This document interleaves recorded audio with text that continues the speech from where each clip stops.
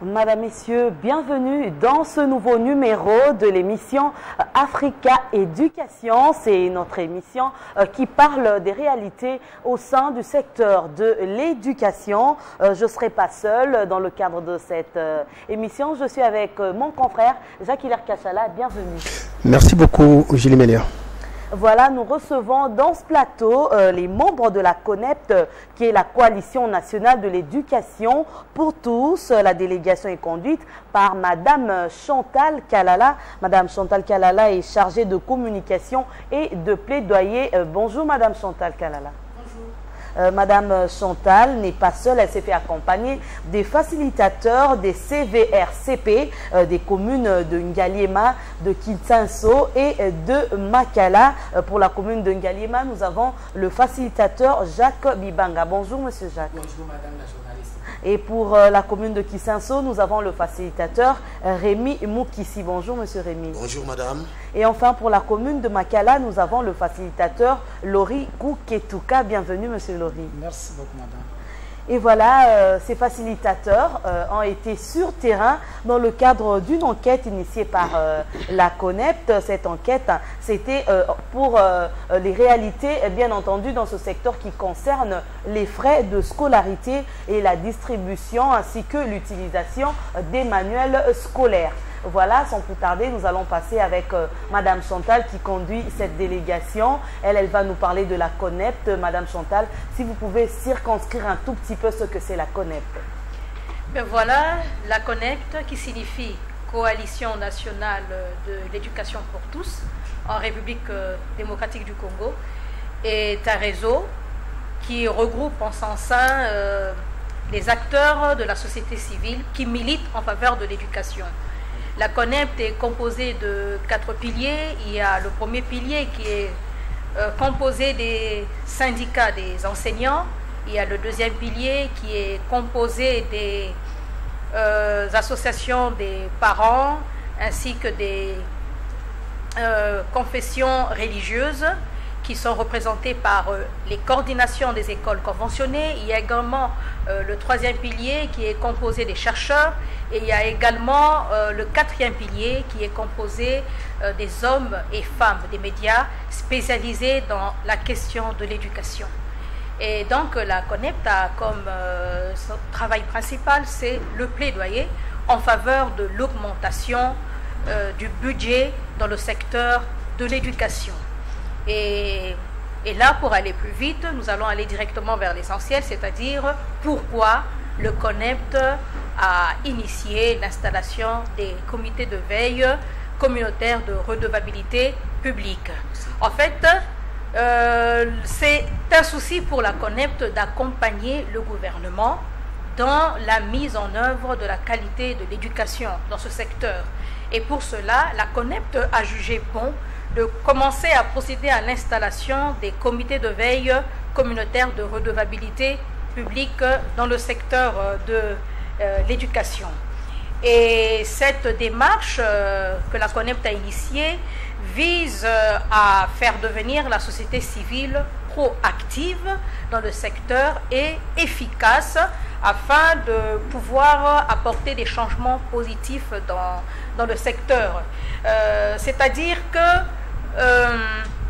ces comités de veille ont pour rôle de veiller sur la qualité de l'éducation pour tous, de veiller à ce que l'offre des services de l'éducation puisse être offerte à tous les enfants congolais, quelle que soit son ethnie, donc sans discrimination. Et également, le rôle de ces comités de veille, c'est de veiller également sur les programmes que le gouvernement est en train de mettre en œuvre à travers sa stratégie sectorielle de l'éducation et de la formation. Il y a tout un programme qui a été établi par le gouvernement et la société civile qui a pour rôle de faire une veille citoyenne a ce rôle maintenant de pouvoir surveiller, de voir comment est-ce que ces politiques sont mises en œuvre. Notamment dans la construction des écoles, dans les frais de scolarité et dans la distribution des manuels scolaires. Voilà, c'est bien dit, Madame Chantal Kalala. Et alors, pour que nous puissions aller aussi vite, hein, puisque nous avons toute une équipe qui doit présenter un rapport sur ce qu'ils étaient allés faire sur terrain. Je crois que chacun d'eux va nous parler de sa commune. Les différents facilitateurs sont des personnes qui habitent dans les communes où ils ont effectué les investigations dans le cadre de cette enquête. Alors nous allons commencer avec la commune de Ngaliema. La commune de Ngaliema, c'est monsieur Jacques Bibanga qui a été là-bas. Alors dans le cadre des frais de scolarité dans les écoles publiques, dans les écoles de l'État, il y avait eu plusieurs indicateurs, notamment le coût direct et indirect dans l'enseignement de base. Alors qu'avez-vous relevé comme problème en ce qui concerne ce premier indicateur? Oui, merci madame. Par rapport au premier indicateur, sur les 247 écoles que comprend la commune de Ngaliema, nous avons 35 écoles privées, donc ça 12 écoles publiques, donc laïques et conventionnées.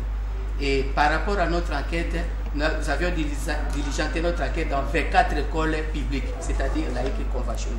Et par rapport au coût direct et indirect, nous avions relevé que chaque élève par an paye tout autour d'une moyenne de 120 $ à 350 $, ce qui constitue un fardeau pour les parents. Un fardeau pour les parents, ça veut dire que les parents n'arrivent pas à payer cet argent. Les parents payent cet argent. En principe, c'est l'État qui devrait supporter cette charge, mais les parents assurent cette charge à 75%. Et alors, nous allons passer avec la deuxième commune, la commune de Kisinso. Monsieur Rémi Moukissi, vous avez été dans le cadre de cette enquête dans votre commune. Qu'avez-vous relevé comme problème dans le cadre du premier indicateur qui est des coûts directs et indirects dans l'enseignement de base? Merci madame la journaliste pour la parole. Et merci aussi pour, n'est-ce pas, l'opportunité que vous nous offrez aujourd'hui sur ce plateau. Et quant à la commune de Kisinso, comme mon ami, mon collègue vient de relever, je dirais tout simplement que c'est à peu près la même chose. Mais maintenant, la différence, c'est peut-être au niveau des écoles, parce que nous avons 370 écoles, et sur les 370 écoles, il y a 80 écoles publiques, et lesquelles 80 écoles publiques concernées par notre enquête. Et par rapport aux frais, après l'enquête, il s'est relevé que nous, les frais, chaque année varient. C'est-à-dire, on a commencé par, sur les 3 années consécutives, successives, de 2013, 2014, 2014, 2015, 2015, 2016, de 18 000 jusqu'au vers 30, 40 000. C'est chaque année comme ça. Et donc, et là, on a vu qu'il y a eu une multiplicité, il y a eu une prolifération, n'est-ce pas, de frais à tous les niveaux. Et tout ça, c'est sur les dos du pauvre parent. Du reste, vous savez que les parents n'ont pas assez de moyens pour pouvoir subvenir à ces besoins tout à fait importants qui sont les besoins éducationnels de nos enfants. Voilà ce que je peux dire. Merci beaucoup. Et pour la commune de Makala, M. Lori Kouketouka, qui a été facilitateur là-bas, avez-vous relevé la même chose que les autres ou bien il y avait eu un tout petit peu de différence? Merci, madame. Pour la commune de Makala, tout ce que je peux dire ici, en ce qui concerne les frais de scolarité, ici il y a deux catégories de frais. Il y a les frais qui sont directs et les frais indirects. Les frais directs sont des frais qui sont exigés par l'autorité urbaine. Ces frais ont un soubassement juridique qui est l'arrêté de l'autorité urbaine. Ce sont ces frais-là qui sont indirects. C'est là où on exige par exemple les minervales, l'assurance, ainsi de suite. Il y a aussi des frais indirects. Les frais indirects sont des frais qui sont exigés à partir de l'école. Par exemple, soit décidés par le comité de parents, soit par les chefs d'établissement eux-mêmes, soit par les comités, les églises gestionnaires de ces écoles. C'est comme si je peux faire un pas en arrière. La commune de Makala, au total, a 204 écoles. Parmi les 204 écoles, il y a 50 écoles qui sont publiques et 154 écoles privées. Ça veut dire que vous voyez que les écoles à Makala sont pilotées par les privés. Alors, maintenant, parmi ces frais ici, je ne peux pas insister là-dessus, ce qui concerne les frais indirects, parce que ça, c'est sur l'arrêté du gouverneur. C'est là où on voit les TNFR, par exemple, les frais d'examen d'État, ainsi de suite. Mais les frais indirects, c'est soit c'est le comité des parents qui décide, comme la motivation des enseignants, il y a aussi des différents frais là-bas, exigés par les chefs d'établissement eux-mêmes, comme l'organisation matérielle des examens, comme les autres frais, comme les frais de scolarisme, ainsi de suite, construction. Mais il y a des frais qui sont exigés par les églises gestionnaires, comme la plupart sont des écoles conventionnées, qui sont soit islamiques, protestantes, catholiques, ainsi de suite. Alors c'est là où on voit des multitudes de frais exigés, soit comme frais de transport, Emmanuel, frais de paiement de la sentinelle. Vous voyez que si dans l'enceinte de l'école, il y a l'église qui est là, la sentinelle qui travaille à l'église, c'est pris en charge par les parents. Par les parents. Il y a les frais d'appui à l'éducation chrétienne, les frais de contribution à l'œuvre pontificale, action de grâce, taxe de la foi. Il y a même les frais du parking. Moi, j'ai appris dans une école à Limité. Vraiment, madame, frais de là, pipi, frais de carême, frais de religion. Il y en a beaucoup, il y en a beaucoup. Donc, c'est pour dire que l'enseignement là-bas, c'est tout le monde qui fait la loi. Tout le monde peut décider à n'importe quoi. Peut-être demain, on va pouvoir, c'est le chef de quartier qui va demander. Pour mon quartier, il faut mettre un tel montant pour... Voilà, tout ça, c'est ce que nous avons dit relever au niveau des frais indirects et directs dans notre commune de Makala. Et voilà, je crois qu'on a pris le premier indicateur, mais on a un tout petit peu touché aussi le second, qui est l'évolution des frais de scolarité. Je pense qu'on a déjà parlé de ça. Si on peut prendre le taux d'abandon scolaire avec M. Jacques Kachala. Oui, merci Julie Melia. D'abord, je voudrais que nos invités puissent répondre à une de tes questions qui n'a pas été répondue. Oui. Vous avez demandé si ils habitaient les communes ou bien s'ils sont allés seulement faire des investigations. Parce qu'en tant que parent, en tant que professeur, il faut être dans la commune pour bien comprendre les choses. Ou bien c'est tout simplement, on habite la commune de Kalamou, mais on était allé en Ngaliema. La question était importante. Bon, je crois que je peux répondre à cette question. Justement, lorsque la CONEPT a initié l'installation de ces comités d'éveil, c'était pour que la population des communes concernées puisse s'intéresser aux questions de l'éducation qu'ils vivent au quotidien dans leurs écoles de proximité. D'où on ne pouvait pas prendre quelqu'un de Ngaliema et aller l'installer à Séléba ou par exemple ou à Makala. D'où les personnes que vous voyez ici sur le plateau, ce sont des habitants de ces communes. Jacques est habitant de Ngaliema, Rémi ainsi que Laurie. Et quand on dit qu'ils sont des habitants de Ngaliema, donc c'est de plusieurs années. Il y en a même qui sont nés dans ces communes-là.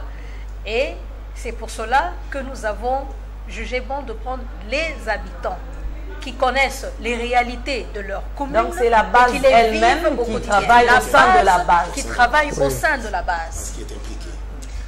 Ok, merci. Cela dit, je voudrais un peu savoir quelles sont les conséquences par rapport à la multiplicité des frais de scolarité. Est-ce que les élèves parviennent à terminer les années ou bien il y a eu plusieurs conséquences par rapport à toutes ces multiplicités de frais? Oui, merci beaucoup.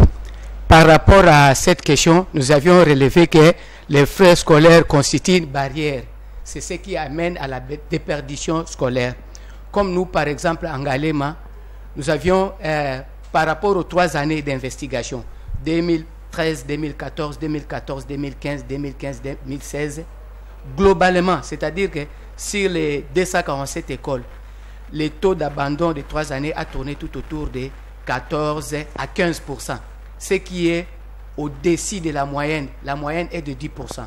Mais par rapport aux 24 écoles enquêtées, le taux a oscillé entre 5 à 30%, ce qui est énorme aussi. Et dans notre commune? Ok, merci. Et quand, pour répondre plus concrètement à votre question par rapport aux conséquences, bien, l'abandon viendra après, mais je voudrais un peu anticiper. Si. Vous savez ce qui se passe aujourd'hui chez nous. Lorsque les enfants sont en dehors de l'école, les enfants ne sont pas scolarisés. Nous avons des chégués, nous avons des kounas, nous avons des voleurs partout. Vous comprenez? Et donc, c'est ici le problème. C'est ici le problème. Par exemple, à Kisenso, nous venons de faire 3 ans successifs, comme je l'ai dit, 2013, 2014, 2014, 2015, 2015, 2016. Et là, notre enquête a concerné, comme je l'ai dit au début, sur 12 écoles seulement. La sélection était pour 12 écoles.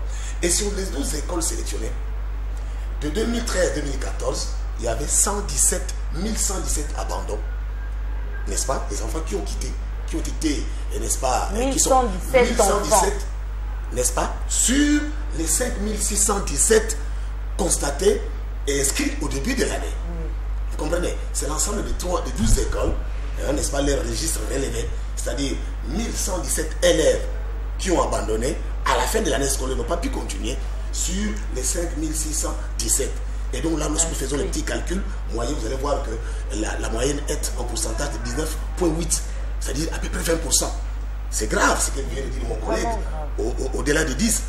L'année 2014-2015, 1016 élèves qui ont abandonné sur les 5098 inscrits concernant les 12 écoles seulement. Même taux, même pourcentage, 19,9. 2015-2016, 1119 élèves qui ont abandonné, qui n'ont pas atteint la fin de l'année scolaire, sur les 5600 inscrits. Et là, j'ouvre encore la parenthèse pour dire que c'est seulement pour 12 écoles. Si seulement pour 12 écoles, nous avons cette réalité, et pour 50 écoles, et pour 80 écoles, vous comprenez un peu le désastre, c'est catastrophique. C'est ça la grande question que nous posons. Donc voilà un peu la situation réelle. Donc en moyenne, c'est 20%. Et donc, si nous ne prenons pas garde, peut-être ce sera la conclusion. Dans 10-15 ans, dans une décennie, ce sera catastrophique, comme je l'ai dit tout à l'heure. Merci beaucoup, madame. Je ne sais pas, la réponse, si vous pouvez aussi, dans votre commune, si c'est les mêmes problèmes qui s'est posés. Les problèmes se posent partout. Dans la commune de Makala, en 2013-2014, il y a 18% d'enfants qui ont abandonné. Vous voyez, l'enquête s'est effectuée dans 11 écoles. 11 écoles seulement, sur les 204 écoles. Alors maintenant, là-bas, dans les 11 écoles, on a trouvé, en 2013-14, 521 élèves qui ont abandonné. C'est ça qui a fait 18%. Vous voyez maintenant, si on prend les 204 écoles, c'est que c'est fois 20 à peu près. Fois 20, vous allez voir combien d'enfants ont abandonné dans l'ensemble de la commune. Ça, c'est en 2013-14. En 2014-15, c'est 473 élèves, soit 21,1% qui ont dit abandonner. En 2015-2016, c'est 602 élèves ont abandonné, soit 22,1%. Alors maintenant, vous voyez un peu là-bas le constat, c'est pour dire que le taux d'abandon est croissant. Vous voyez, 18%, 21%. Alors, on ne sait pas cette année, ça va encore augmenter. Oui. Alors, à fur et à mesure, le taux augmente, à fur et à mesure, on a beaucoup d'enfants qui sont abandonnés. Et qu'est-ce qu'ils font ces enfants-là? Ils devraient se trouver à l'école. Maintenant, ils sont nulle part. Alors ça, c'est ça la question qu'on va se poser, je ne sais pas aujourd'hui. Mais le taux d'abandon vraiment est croissant. Ça, c'est grave. Nous devons faire attention. Sans cela, on ne sait pas que deviendra l'enseignement de base dans notre commune, dans notre ville. Effectivement, tout ça pour enchérir, c'est ce que vient de dire mon ami, c'est la base, c'est les frais scolaires. C'est des frais énormes. C'est la question que je voulais poser. C'est la question que je voulais poser, la base dans cette histoire. Donc c'est la suppression de la prise en charge que les parents, dont l'État doit assumer. Effectivement, ça il faut le dire. Au-delà de ça, messieurs les journalistes, il y a une frange importante d'enfants qui ne sont même pas inscrits. Parce que nous tablons ici sur les inscrits. Au-delà de ça, il y a une frange qui ne sont pas inscrits. Donc les parents n'ont pas les moyens de les inscrire. L'enquête EAD de 2012 déjà a fait état de 3,5 millions d'enfants en dehors du système scolaire.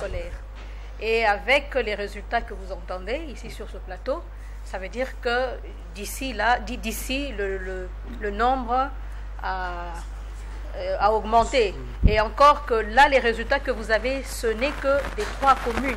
Parce que pour Kinshasa, nous avons travaillé avec 6 communes.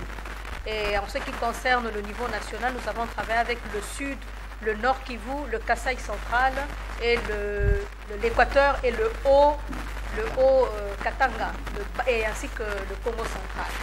Donc là, vous n'avez que les chiffres alarmants de 3 communes.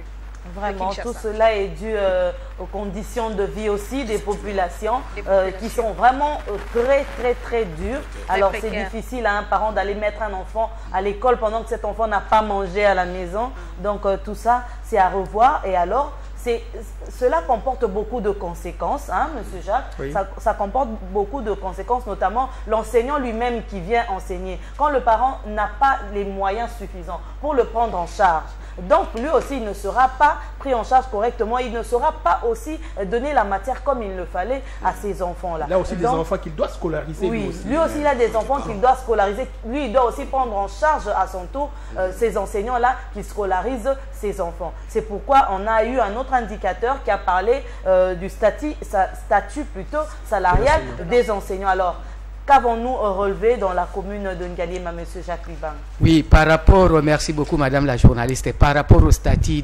salarial des enseignants, nous avions relevé dans les 24 écoles au moins 32 enseignants qui sont soit mécanisés non payés, soit non mécanisés et non payés. 32 enseignants dans l'ensemble de combien d'écoles? De 24 écoles. Dans l'ensemble de 24 écoles, il y a 32 enseignants qui sont soit mécanisés non payés, soit non mécanisés non payés. Donc il y a peut-être 1,5 qui n'ont pas été payés ni mécanisés. Donc ils viennent dispenser le cours sans rien obtenir en retour. Oui. Et alors dans la commune de Kisinso? Ok, dans la commune de Kisinso, merci pour la question. Nous avions d'abord relevé, après avoir parlé avec les gens de la CPP, n'est-ce pas, un nombre de 3488 enseignants. Et sur les 3488 enseignants, les enseignants budgétisés et payés sont au nombre de 3282. Il y a 72 enseignants non payés, non mécanisés. Non payés, ils sont même pas non mécanisés. Voilà. Il y a 134 enseignants non payés. Il y a 134 enseignants non payés, 72 enseignants non payés et non mécanisés. Je pense que vous comprenez la différence. Hein?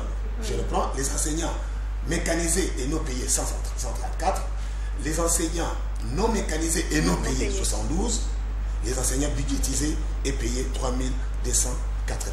Voilà un peu la situation que nous avons à ce qui concerne les enseignants. Et dans notre dernière commune de Makala? Oui, dans la commune de Makala, nous avons enquêté 9 écoles. Ce sont des écoles primaires. C'est basé seulement sur les écoles primaires 9. Alors, soit un total de 128 enseignants dans les 9 écoles-là. Alors, les enseignants mécanisés et payés sont 123. Mécanisés et non payés, 3. Non payés et non mécanisés sont 2. Ça sont des nouvelles unités. En fait, ici, quand on a essayé de voir, il y a un effort qui a été entrepris dans ce sens-là. Il n'y a pas assez d'enseignants qui sont non mécanisés, non payés.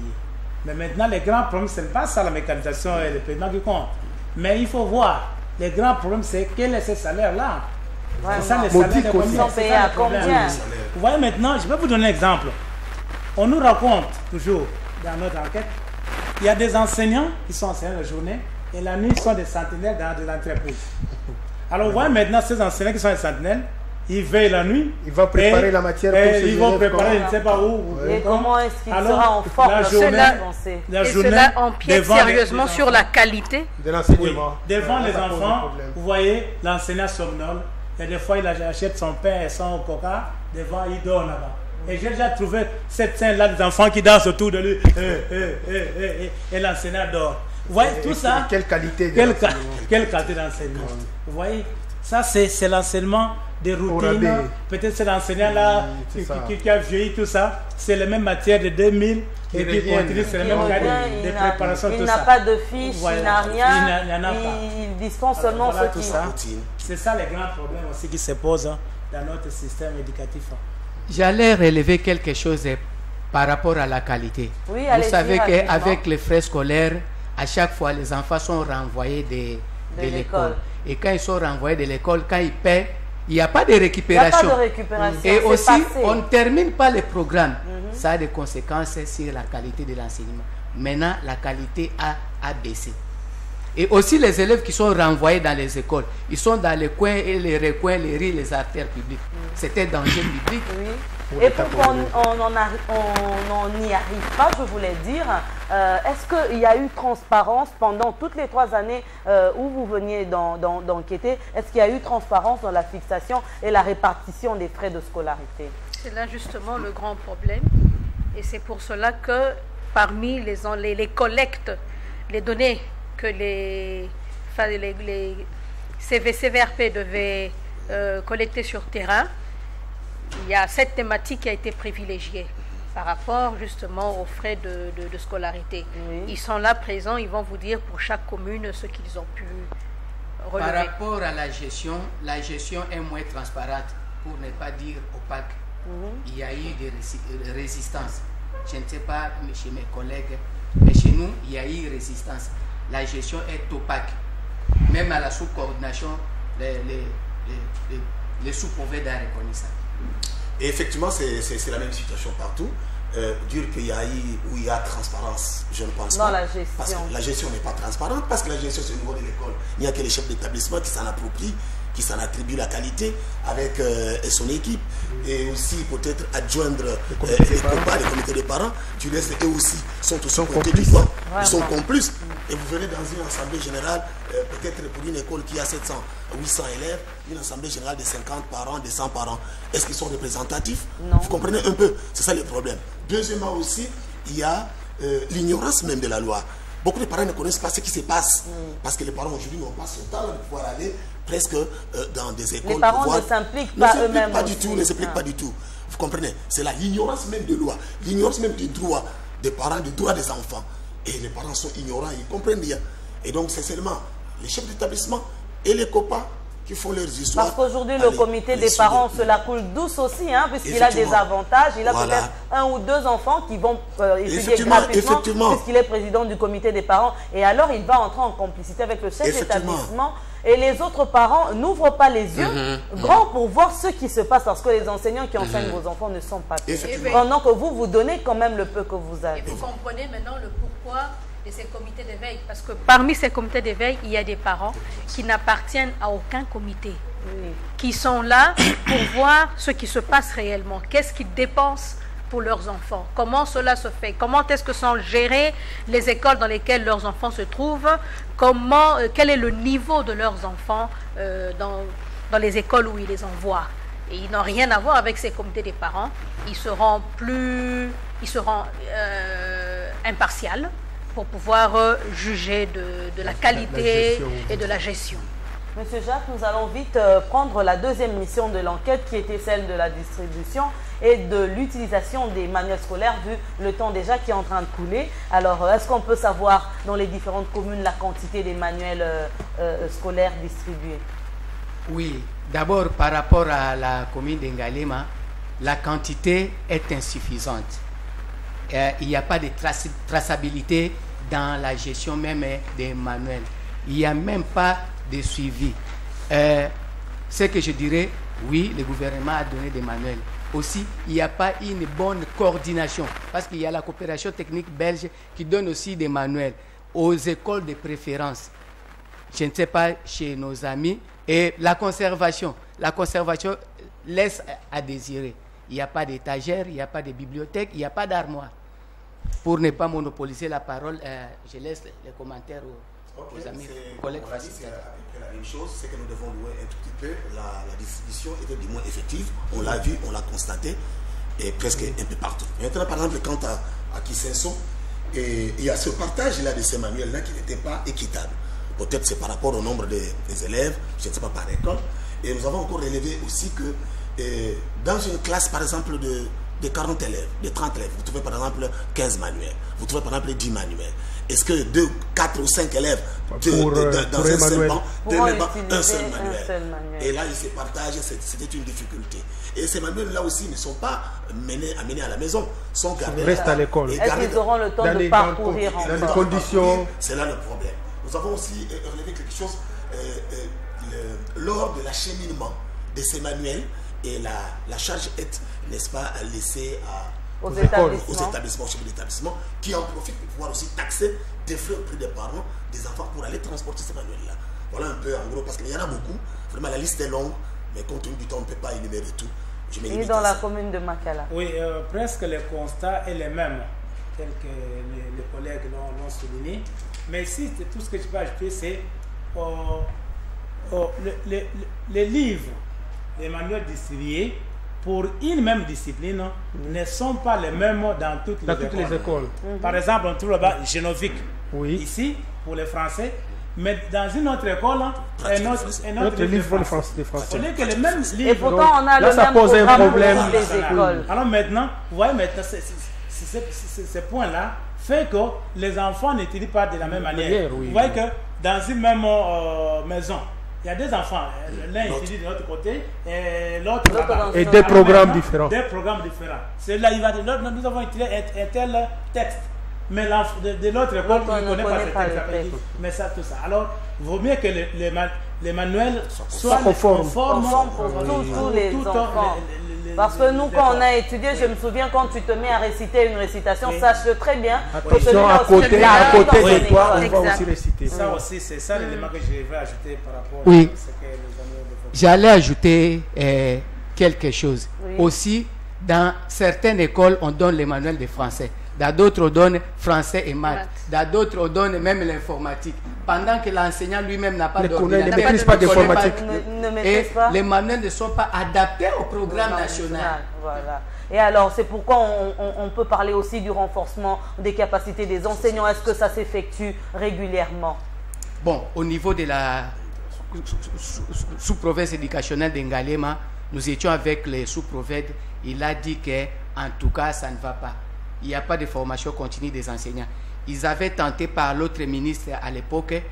Bon, on avait prévu, mais c'était catastrophique parce que les enseignants devraient quitter de loin pour se réunir, mais pas de collation aussi, pas de coca, tout ça, ils ont tenté. Il y a eu des chahis, ça n'a pas vraiment marché. C'est un problème qui se pose avec beaucoup d'acuité dans le secteur. Quand vous allez, par exemple, dans les communes rurales comme Maluku, Kinkole et Nsele, là, vous trouvez que le renforcement de capacité des enseignants est presque rare. Je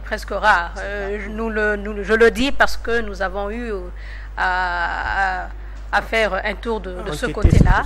Oui, et c'est un problème vraiment qui se pose avec beaucoup d'acuité dans le secteur. Et par rapport au manuel scolaire, je voulais ajouter une petite chose, c'est que le problème qui se pose dans les 3 communes, c'est un problème général, même au niveau national.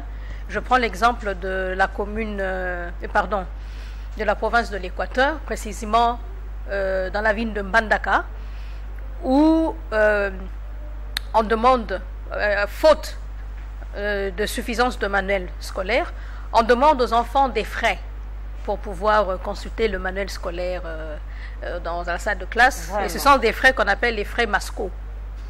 Ça existe dans la ville de Mbandaka. Oui. Donc c'est un problème lié à eux. Eux-mêmes, ils savent pourquoi est-ce qu'ils ont taxé de la manière. Voilà. Et voilà, Madame Chantal Kalala, je crois qu'on a essayé de parcourir le rapport de nos 3 facilitateurs des communes de Ngaliema, de Kisenso et de Makala. Est-ce que vous avez enfin réuni quelques plaidoyers à l'endroit des décideurs, des recommandations, à l'endroit des autorités compétentes pour que l'on puisse trouver tant soit peu des solutions à ce problème qui ronge l'éducation en RDC? Justement, par rapport à tous les problèmes qui ont été énumérés sur ce plateau par les 3 facilitateurs, eux-mêmes, après avoir collecté ces données, après avoir réuni toutes ces données dans un rapport, eux-mêmes se sont chargés d'aller vers les décideurs de leur commune pour mener le plaidoyer. Et au cours de ces plaidoyers, il y a des recommandations qu'ils ont faites. Et puisque c'était un plaidoyer au niveau communal, donc ils ont ciblé le bourgmestre, ils ont ciblé le sous-provède qui est le représentant du ministère au niveau des communes, et il y en a qui ont également vu des députés provinciaux pour leur présenter préoccupations ainsi que leurs recommandations. Et je crois que les concernés sont là, ils sont plus... Oui, rapidement, M. Jacques, pour la commune de merci Ngalema. beaucoup pour la commune de Ngalema. Nous avions rencontré en premier lieu Madame la bourgmestre et Madame Fatou Maïnona, et parce que par rapport à l'ordre public, des enfants qui sont renvoyés, ça relève de sa compétence, parce que c'est dans sa juridiction. Et par rapport au manuel scolaire, les transports, les frais, tout ça, nous avions rencontré les sous-provèdes qui a même reconnu que, en tout cas avec les taux de déperdition, c'est au-delà de la moyenne. Mais par rapport à d'autres, à la suppression des frais, nous avions vu l'honorable Kiakou Mayamba, qui est président de la commission socio-culturelle, qui nous a rassuré que, parce que nous avions demandé l'abolition, la suppression des frais scolaires. Lui, il a dit que pour l'année scolaire prochaine, 2017-2018, il a dit que oui, cela se fera progressivement, compte tenu des moyens que la ville de Kinshasa n'a pas. Il y a un problème de rétrocession au niveau... Le gouvernement central doit rétrocéder au gouvernement provincial. Sur les 76% là, il n'y a que 6% de rétrocession. Il a dit que nous devons aussi, en tant que société civile, militer pour la mobilisation des ressources. Parce que nous réclamons à la CONEP 25%, vous avez vu dans notre t-shirt. Mais les 25% des 4 milliards, c'est combien? Et si c'est 40 milliards, les 25% des 40 milliards, ce sera combien? Et alors, dans la commune de Kisenso, rapidement, M. Rémy. Merci de la parole à Kisenso. Comme l'a dit aussi l'ami, nous sommes pour parler, nous sommes en discussion, nous sommes en échange et continuer avec le bourgmestre, d'ailleurs à qui je dis bonjour, son excellence Kindeke. On a eu des entretiens avec des partenaires pour parler de frais de scolarité, parler, n'est-ce pas, de taux d'abandon à Kisenso. Ça, peut-être plus tard, on en parlera. Et ces partenaires aussi ont pu réagir pour dire, parce qu'il nous a posé la question de savoir par rapport à tout ce que nous avons fait à l'issue, n'est-ce pas, au sorti de notre dialogue. Hein, il a vu notre rapport. Il dit, mais qu'est-ce que vous faites et qu'est-ce que vous comptez faire? Eh bien, à tous les niveaux, nous savons que c'est l'État qui doit prendre en charge. Oui. Mais comme nous ne sommes pas encore là, comme c'est progressif, est-ce que devons-nous attendre? Et c'est un ami de l'autre côté de notre pays, là, dira, l'éducation n'attend pas. Ouais. Et voilà la réponse qui nous a été. Mais tandis que aussi du côté de maman sous-provède, elle aussi, elle a accepté, et bien que ce n'est pas de sa compétence, mais elle a dit qu'elle pourra voir l'hiérarchie pour en parler. Et voilà. Et M. Lori pour la commune de Makala. Ok, merci beaucoup pour la commune de Makala. Après l'enquête, il y a des constats. Ce que nous venons d'évoquer, ce sont des constats. À chaque constat, on a formulé une recommandation. Alors, c'est parmi ces recommandations-là que nous avons tiré quelques-unes pour pouvoir rencontrer les autorités. En principe, dans la commune de Makala, c'est 3 autorités qu'on avait ciblées. Il y a les députés provinciaux, élus de Makala, il y a le bourgmestre et le sous-provède. Oui. Et comme vous le savez, les plaidoyers, c'est un processus. Nous avons déjà entamé tout ça. On a rencontré le bourgmestre, le sous-provède, ainsi de suite. Et même la semaine prochaine, nous allons continuer. Mais est-il qu'ils ont pris acte de toutes les recommandations formulées à leur charge. Voilà, c'est ça que nous pouvons souligner ici.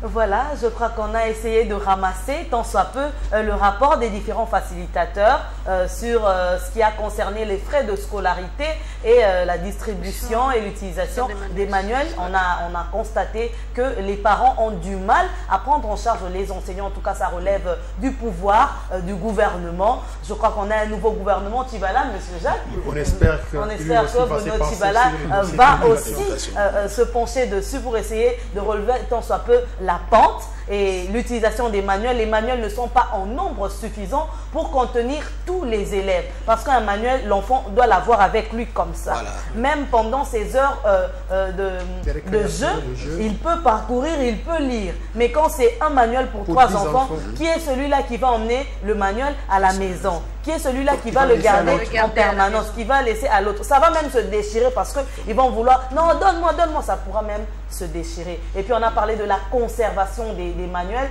Si le gouvernement peut mettre à la disposition des écoles des étagères pour essayer, des armoires pour garder ce manuel, ça sera aussi bien. Je crois qu'on n'a pas eu assez de temps pour tout dire, mais on a quand même circonscrit l'essentiel. Madame, Messieurs, merci de suivre cette émission. Nous serons serons là toujours pour vous informer en ce qui concerne l'éducation, puisque la société civile doit aussi s'y mettre. Vous avez entendu les experts, les membres de la CONEPT, Madame Chantal l'a bien dit. Si nous-mêmes, nous ne prenons pas à bras le corps les réalités de l'éducation, je crois que l'éducation en RDC va disparaître.